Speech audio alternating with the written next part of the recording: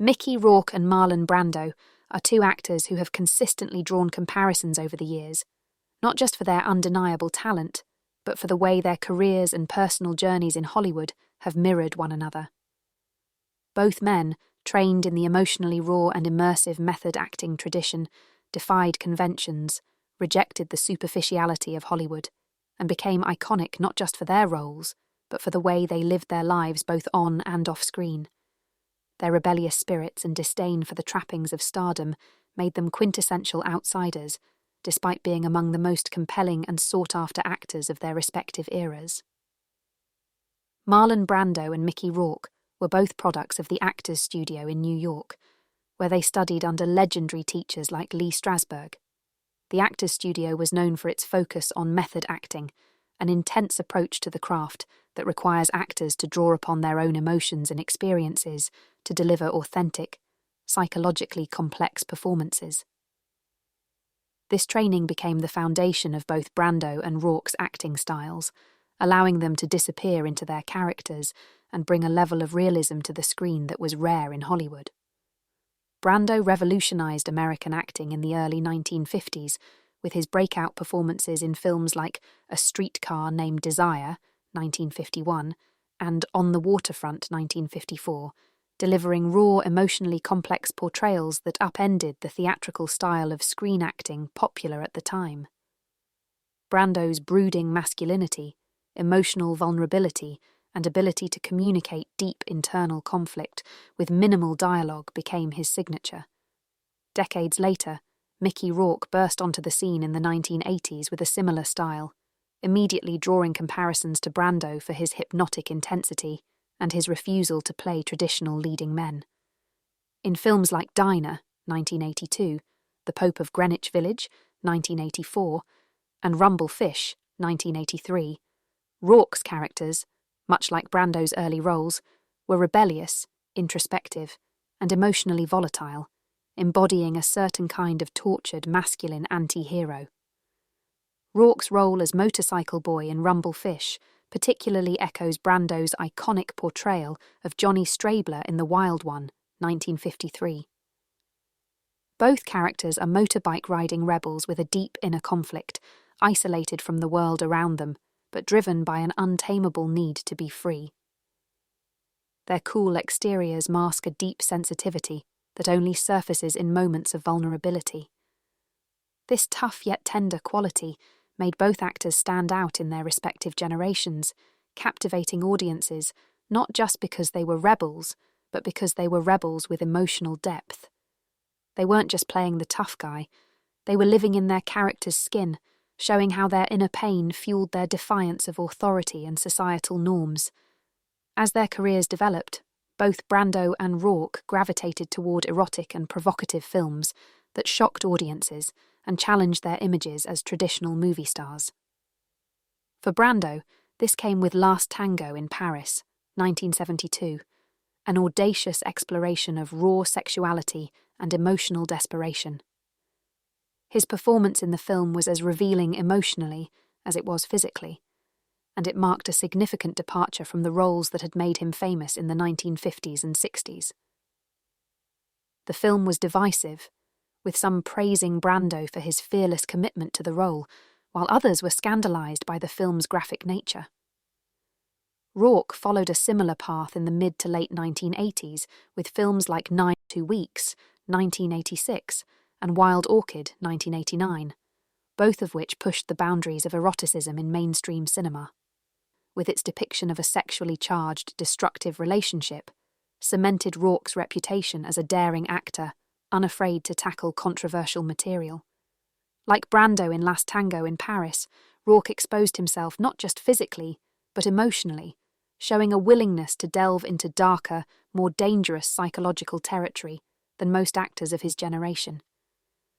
These films were not just about sex, they were about power, vulnerability, and the fragility of human connections, themes that both Brando and Rourke have explored throughout their careers.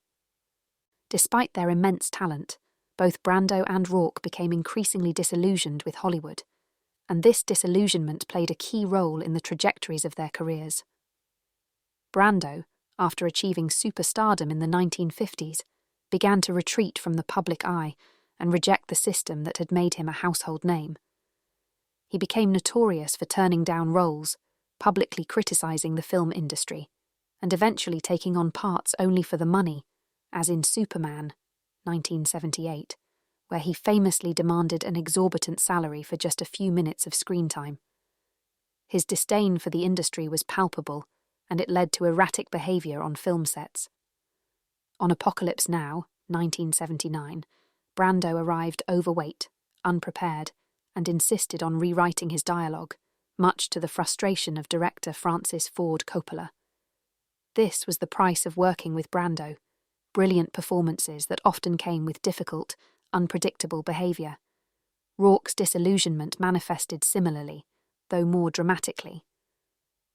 After a string of highly acclaimed performances in the 1980s, Rourke became increasingly frustrated with the roles he was being offered and the constraints of the industry. He famously walked away from acting in the early 1990s to pursue a career in professional boxing, a move that shocked the film world.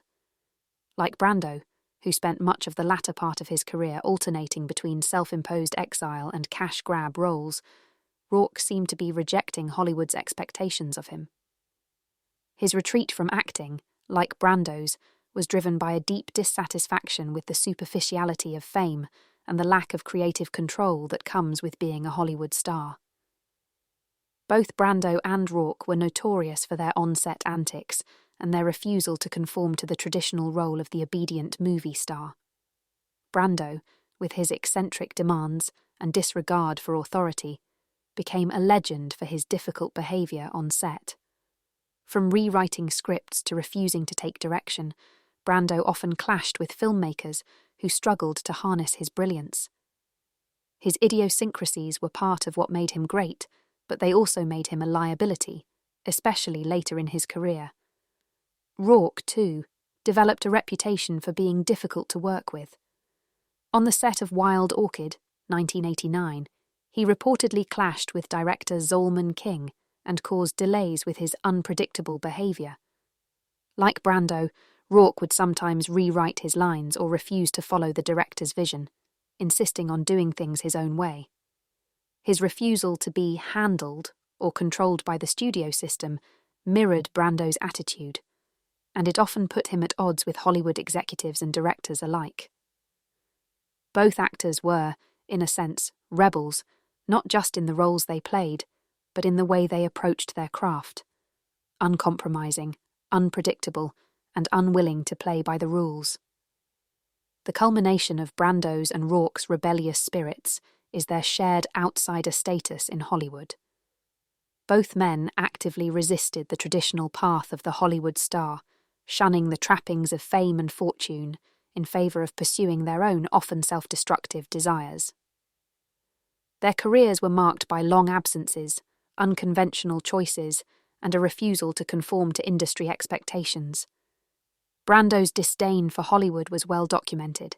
He often referred to acting as a lousy way to make a living and had little respect for the business side of filmmaking. Rourke, similarly, has been candid about his distaste for the industry, often criticizing the roles he was offered and the lack of creative freedom. Yet, despite their outsider status, both actors remain revered for their talent. Audiences were always drawn to their performances, even when they were in films that didn't deserve their talent. Whether it was Brando's later roles in films like The Island of Dr. Moreau, 1996, which was critically panned, or Rourke's turn in films like The Expendables, 2010, both actors had a unique ability to captivate viewers, elevating even the weakest material through sheer force of presence. In many ways, Mickey Rourke and Marlon Brando are two sides of the same coin. Both actors redefined masculinity on screen, bringing emotional vulnerability to their tough guy personas and refusing to conform to Hollywood's expectations. Their careers followed strikingly similar trajectories. Early success, a retreat from the spotlight fueled by disillusionment, and a return on their own terms. Both men were difficult, unpredictable, and uncompromising, but it was precisely this defiance that made them such compelling actors. Their shared disdain for the industry may have made them outsiders, but it also ensured that their legacies would be defined not by the rules they broke, but by the emotional truth they brought to every role they played.